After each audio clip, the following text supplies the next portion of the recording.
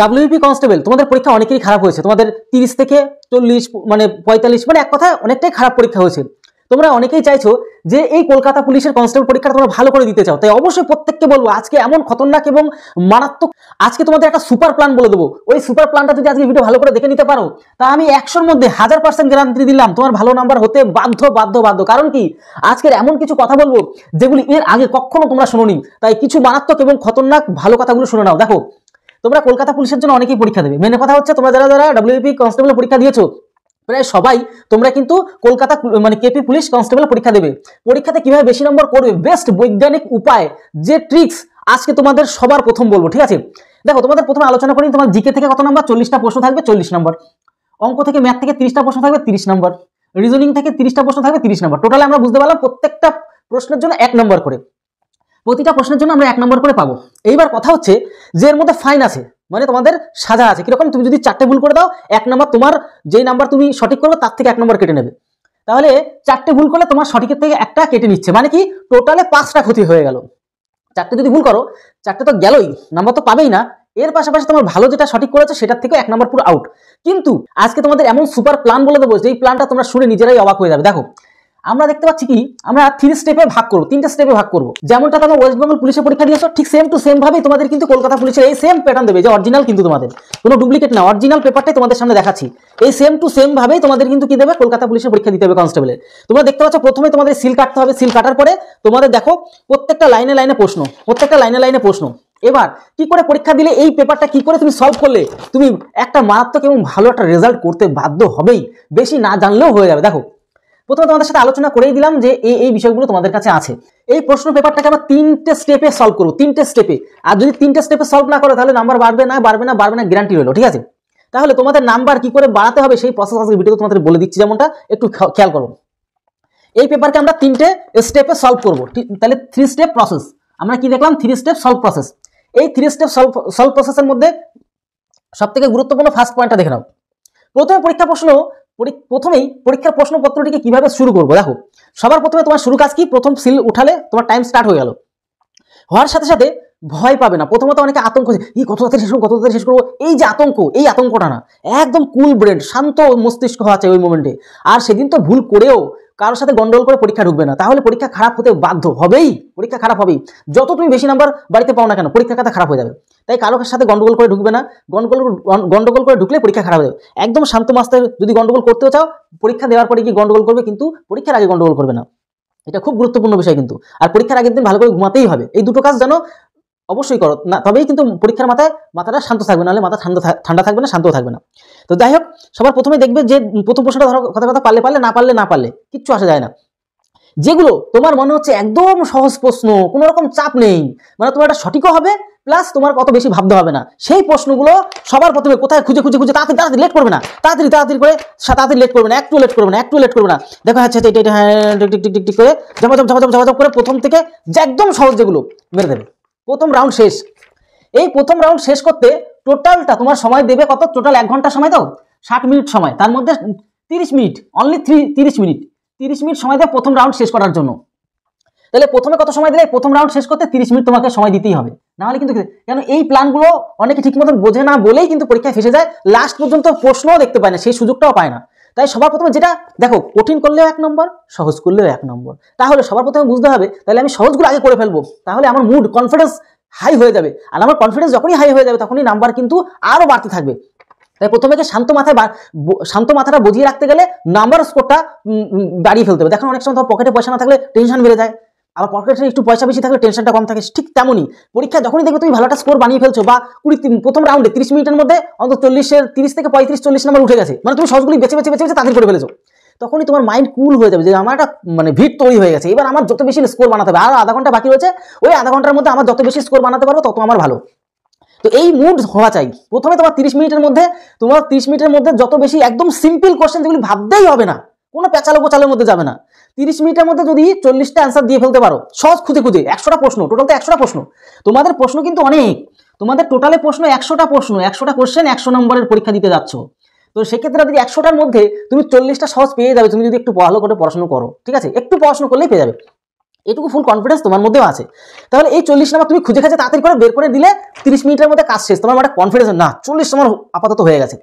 তাহলে এই জিনিসটা আমি তোমাদেরকে বলতে চাচ্ছিলাম। চলো আরো মারাত্মক কথা বলবো যেগুলো তোমার শোনা বাধ্যতামূলক, না হলে কিন্তু ভালো একটা স্কোর পাওয়া তোমার পক্ষে কিন্তু যেরকম এই ডাব্লিউপি পরীক্ষা ভুল হয়ে গেছে। কিন্তু এইবার প্লিজ তোমরা দয়া করে তোমাদের হাত জোর করে মানে বলছি, কেউ আমার প্রত্যেকটা প্রিয় ভাই বোন কেউ মিস করো না এই আজকের ভিডিওটি। কারণ কি আজকের ভিডিও মিস করে তুমি অনেক জিনিস মানে জানতে মিস করে যাবে, ঠিক আছে। এইবার ব্যাপারটা তোমার বন্ধুর কাছে শেয়ার করে দিতে পারো, তোমাদের বন্ধুদেরকে যদি হেল্প করতে চাও। এইবার ব্যাপারটা হচ্ছে তুমি যখনই 30 মিনিটের মধ্যে 40 একটা স্কোর বানিয়ে ফেলতে পারছো, তোমার মুড হাই। এইবার আমি চলে আসবো নেক্সট স্টেপ। নেক্সট দ্বিতীয় ধাপে কি করবো? দ্বিতীয় ধাপে দেখবো আবার প্রথমে চলে আসবো, শেষ পর্যন্ত কমপ্লিট হয়ে গেল। তাহলে প্রথমে আমার কি বাছা হয়ে গেল যে যত সহজ ছিল, সব থেকে সহজ তোমার যেগুলো মনে হচ্ছে সব খতম। এবার একটু মডারেট। তুমি প্রথম রাউন্ডে যখন পড়তে গেছিলে তখন তোমার কিন্তু কোনো না কোনো জায়গায় আটকে ছিল, যে এই প্রশ্নটা একটু আটকে ছিল, আমি মনে হচ্ছে পেরে যেতাম। মানে একটু মডারেট, মানে লো থেকে হাই উঠবে, সহজ থেকে কঠিনের দিকে যাবে।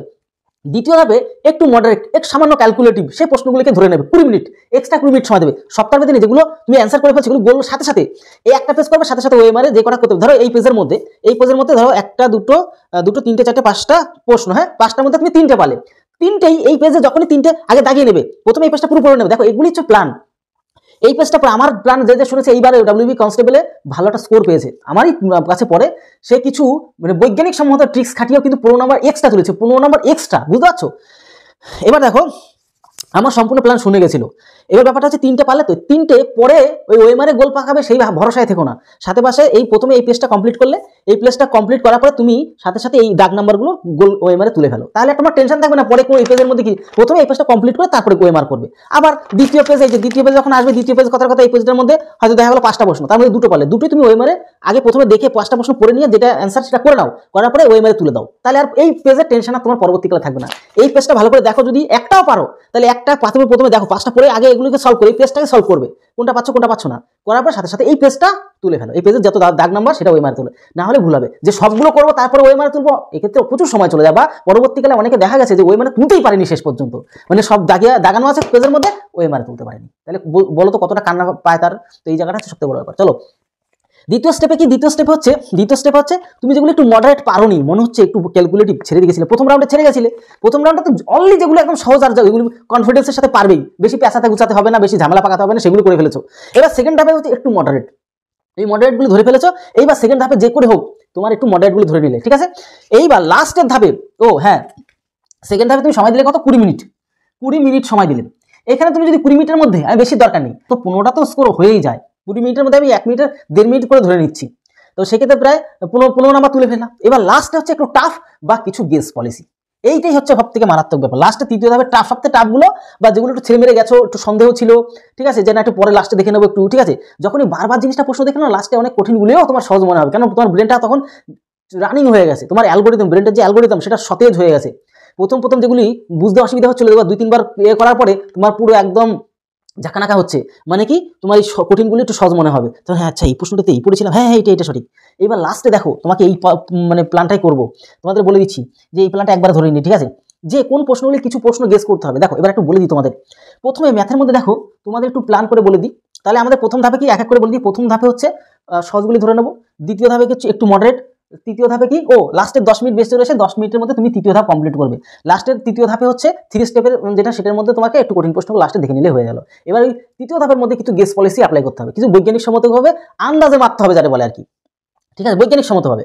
এবার এই বৈজ্ঞানিক সম্মতভাবে যেগুলো আন্দাজে মারবে, কতগুলো আন্দাজে মারবে, 10 থেকে 15টা। কেন মারবে তাও বলে দিচ্ছি, বেশিরভাগই খেটে যাবে, তাও সেই প্ল্যানটা বলে দিচ্ছি। কোনগুলি মনে হচ্ছে যে না এই প্রশ্নটা তো পড়লাম, আচ্ছা এটা তো এই ডি অপশনটা হবে না, এই অপশনটা হবে না, আচ্ছা সি অপশনটা হবে না, বি অপশনটা হতে পারে। যখন মানে একটুখানি মানে ওর সম্বন্ধে জানা আছে তখন সেটারে মারবে। আর কোন এরকম করে কতগুলি 10 থেকে 15টা, 10 থেকে 15টা মানে 50-50 খেটে যায়। ধরো 15টা মানে 7টা রাইট, বা কখনো 10টা। আমার যে ভাইটা সেটা সেই ভাইটা 15টা বেড়েছে, 13টা খেটে গেছে, তাহলে ওর সেক্ষেত্রে বিশাল একটা ভালো স্কোর বানিয়ে দিয়েছে, ঠিক আছে। এবার তোমাদেরকে বলো কোনগুলো তুমি অ্যান্সারই দেবে না, কোন প্রশ্নগুলো অ্যান্সার দেবে না, যে প্রশ্নগুলো বিশাল ক্যালকুলেটিভ, বা তোমার এই প্রশ্নটা একদমই জানাই নেই, কিচ্ছু মানে একটা লাইনও বুঝতে পারছো না, এর কোনো খোঁজখবরই নেই, তোমার কোনো মানে কখনো জীবনে পড়োই নি, কোনো জানোই না, সেই প্রশ্নে অ্যান্সার ভুল করেও দেবে না, তাহলে কিন্তু সম্পূর্ণ ভুল হওয়ার চান্সটাই বেশি থাকে। কিন্তু যে প্রশ্নটা পড়েছো মনে হচ্ছে না এটা তো অ্যান্সার এরকম একটা হতে পারে, এই জিনিসটা মনে করেছিলাম, এই অপশনগুলো হবে না, ওই অপশনটা হবে, ওগুলো এরকম 10 থেকে 15টা মেরে দেবে। এইবার চলো এইবার হচ্ছে আসল কথায় চলে আসি, ঠিক আছে। এবার লাস্টে বলবো তোমাদের একটা মারাত্মক কথা বলে দেবো, ঠিক আছে। চলো আর একটু প্ল্যান করে নিই। তুমি পাশের লোকের কাছে কি কোনো প্রশ্ন তো জিজ্ঞাসা করতে পারো, তাহলে কি 2-5 নাম্বার কি হেল্প হয়ে যেতে পারে? এই প্রশ্ন অনেকের মধ্যে করো তোমরা, ঠিক আছে, অনেকে করো আমার কাছে যে স্যার পাশের লোকে তো বসে থাকে, পাশের ভাই বোনরা বা পাশের বন্ধু বসে থাকে, তো তাদের কাছে কি কিছু জিজ্ঞাসা করে না? দেখো ওর চান্স 0% সঠিক হওয়ার, 0%। মানে কোনো বন্ধু তোমাকে বলে দেবে, সঠিক বলে দেবে না ভুল বলে দেবে, তার কি সন্দেহ আছে? বা সেই কতটা পড়াশোনা করে গেছে না কোন জেলার থেকে এসে তুমিও জানো না, বা কোন জায়গা থেকে এসে তোমার পাশে এসে বসে পড়েছে তুমি নিজেও জানো না। সব মিক্সিং, তো তোমার পাশের বাড়ির লোক তো বসবে না। তো সেক্ষেত্রে দাঁড়িয়ে সে সঠিক অ্যান্সার বলবে না বলবে একদম 0% ওটা মানে আর কি বলবো, মানে আর কি রাইট হওয়ার সম্ভাবনা, ঠিক আছে। তো সেক্ষেত্রে দাঁড়িয়ে তোমাদেরকে বলবো তার ভরসায় কখনোই যাবে না। বন্ধু বলবে, তোমার পাশের জন বলবে না না। তবে হ্যাঁ, যদি মনে হয় যে একটু মানে রিস্ক নিতে চাই, তাহলে বলবো তোমার জানা যে প্রশ্নটা সঠিক তোমার জানা আছে, সেই প্রশ্নটা জিজ্ঞাসা করে জেনে নেবে যে বন্ধু এই প্রশ্নের অ্যান্সারটা কি, সেটা তোমার জানা থাকতে হবে। তাহলে ও যদি সঠিক বলে তাহলে বুঝতে পারো, একটু ভরসা করতে পারো। এবার পরীক্ষা খাতায় এসব আমি যেটা বলে দিচ্ছি এটা অ্যাকচুয়ালি করা উচিত না, কখনোই উচিত না। তো মানে একটু রিস্ক যারে বলে আর কি। এবার যদি দেখো সে সত্যি কথাই বলছে, তাহলে আরও 2-1টা প্রশ্ন একটু জিজ্ঞাসা করতে পারো। জিকের ক্ষেত্রে সেটা সম্ভব হয়, অঙ্কটা সেরকম সম্ভব হয় না। তাহলে কি এবার দেখা গেলো সে ভুল বললো, তাহলে তার উপর ভরসা করা যাবে না। তো এইভাবে তোমরা এটা প্রক্রিয়াটা চালাতে পারো, তবে এর 0% কিন্তু চান্স রয়েছে, ঠিক আছে। তারপরে এটা জিনিসটা খাটাতে পারো। যাক, এবার ব্যাপারটা হচ্ছে কি, এইবার আমরা হচ্ছে মেন পয়েন্টে চলে আসবো। মেন পয়েন্টটা কি, ম্যাথ। দেখো মোটামুটি তো তোমার জানতেই হবে না, 30টা প্রশ্ন থাকবে, 30টার মধ্যে তুমি অর্ধেকটা তো তোমার পেরে আসতে হবে। তুমি যদি সত্যি চাকরি পেতে চাও, দিনে দেখো মাসের মাস তোমার 30, 35, 40, 50 হাজার টাকা বেতন দেবে, তাহলে সেক্ষেত্রে দিনে তোমার 1 থেকে 1.5 হাজার 2 হাজার টাকা ইনকাম, ঠিক আছে। তো সেক্ষেত্রে তোমার কিন্তু এই জিনিসটা বুঝতেই হবে যে তুমি মাসে এতগুলি টাকা ইনকাম করবা, আর সেই মতন পরীক্ষা দিতে যাচ্ছ, তার জন্য সামান্য কিছু যদি মানে ব্রেনটা জোগাড় করে নিয়ে না যাও, তাহলে হবে কি করে? 30টা অঙ্কের মধ্যে তোমার 15টা তো পারতেই হবে, মানে পারতে হবে, যেটা অর্ধেক বাদ দিয়ে দিলাম। আচ্ছা, 30টা রিজনিং এর মধ্যে রিজনিং সবাই একটু ভালো পারে, জিআই ভালো পারে, আমি 30টার মধ্যে 20টা, অনেকে বেশি করে ফেলবে, 20টা তোমার পারতে হবে। এবার জিকের মধ্যে অনেকে জিকে একটু উইক থাকে, 40টা প্রশ্নের মধ্যে 20টা, তো অর্ধেকটা তোমার পারতে হবে, এটা তোমার উচিত। তাহলে টোটাল আমার কত দাঁড়ালো? 20, 20, 40, 50, 55 নাম্বার। এবার তোমরা অনেকে বলে 55 নাম্বারে কি আমি রানের জন্য ডাক পাবো, পিএমটি পিইটির জন্য পাবো? দেখো এখানে একটা রিস্ক, 55 নাম্বার সম্পূর্ণ একটা রিস্ক। এইবার তোমাকে বলি, তাহলে দেখছো এইভাবে আমরা কিপটিমি করে ধরেও 55 নাম্বার আসে, তাহলে 60-এর ঊর্ধ্বে গেলে আমাদের একটু নো রিস্ক থাকে, পিএমটি পিইটির ক্ষেত্রে নো রিস্ক থাকে 100 নম্বরের মধ্যে। তো সেক্ষেত্রে আর 5 নম্বর দরকার, তাহলে কি করে উপায়? তোমার রিজনিংটাকে গুরুত্ব দিতে হবে। রিজনিংয়ে তুমি এখানে যে করে 22, 23, 22 মানে 2টো নাম্বার এক্সট্রা হচ্ছে এখানে, আর জিকে আরো 2-3টা নাম্বার, মানে 22, 23টা, আমি ধরলাম রিজনিংয়ে 23টা, তাহলে এদিকে 3 আর 2 5 এক্সট্রা বেরিয়ে গেল। এইবার তোমাকে বলবো, তোমার যেটা বলেছিলাম 10 থেকে 15টা, এটা তুমি কতগুলি অ্যান্সার দিলে? এখানে 55টা অ্যান্সার দিলে, 55 বা 60টাই তুমি অ্যান্সার দিচ্ছ, আরো 40টা অ্যান্সারই দিচ্ছ না। বুঝতে পারছো তো? 100টা প্রশ্ন। এই আজকের ভিডিওটা যারা ভালো করে দেখবে, আমি বলবো তোমরা পড়াশোনা তো করেছো ভালো কথা, তার থেকে অনেকটা অ্যাডভান্স হয়ে গেলে, অন্যদের থেকে অ্যাডভান্স হয়ে গেলে যারা ভিডিওটা দেখলে না। এবার ব্যাপারটা হচ্ছে 100টা প্রশ্ন, 100টা প্রশ্নের মধ্যে তুমি কত টোটালে হিসাব করে দেখলাম যে 60টা অ্যারাউন্ডে তুমি প্রশ্ন অ্যান্সার দিয়ে ফেলেছো, এখনো তো 40টা অ্যান্সার দাওনি। তাহলে এই 40টার মধ্যে তুমি 40টা যে পুরোই জানো না এমনটা হতে পারে না, 40টার মধ্যে যে পুরোটাই জানো না এমনটা হতে পারে, তুমি তো 60টা অ্যান্সার দিয়েছো কিন্তু এখনো তো 40টা অ্যান্সার দাওনি। তাহলে 40টার মধ্যে তোমাকে 10 থেকে 15টা গেস মারতে হবে কোনগুলি, যেগুলি জানা প্রশ্ন, একটু জানা প্রশ্ন, বা 20টাও রিস্ক নিতে পারে, কারণ তো 4টে ভুল করলে 1 নম্বর ফাইন, রেলের মতো না, রেলে 3টে ভুল করলে 1 নম্বর ফাইন, আর তোমার হচ্ছে কি এখানে পুলিশের পরীক্ষাতে 4টে ভুল করে, মানে বেশি ভুল করলে তারপরে ফাইন কাটে, আর রেলে কম ভুলে ফাইন, রেলের পরীক্ষাগুলোতে। তো এখানে তুমি একটু রিস্ক নিতে পারো, ঠিক আছে, বা 20টার আশেপাশে রিস্ক নিতে পারো, তোমার যদি একটু বেশি জানা থাকে। তো রিস্ক নিলে তোমার কিন্তু 50-50 হয়ে যাওয়ার চান্স, এগুলো মানে প্রবাবিলিটির ব্যাপার, যে তোমার 50-50 চান্স হয়ে যায় সঠিক হয়ে যাবে, ঠিক আছে। তবে হ্যাঁ, মাইনাসের দিকেও হতে পারে, আমি বলছি না যে হবে না, তবে এই রিস্কটা নেওয়া যেতে পারে। তুমি যদি একটু জানকারি রাখো, একটু ভালো করে যদি পড়াশোনা করো, গেস পলিসি অ্যাপ্লাই করলে ম্যাক্সিমামটা খেটে যায়। আমি বলবো 50% তো খাটেই। দেখো এখানে একটা কথা বলবো তোমাদের, ধরো কথা তুইটা ওই 40টা প্রশ্ন তুমি অ্যান্সার দাওনি, 40টার মধ্যে 20টা যদি রিস্ক নাও, 20টা মনে করে কিছু জানো না, হাঁটাই দেবো, ও দরকার নেই, টাচও করার দরকার নেই।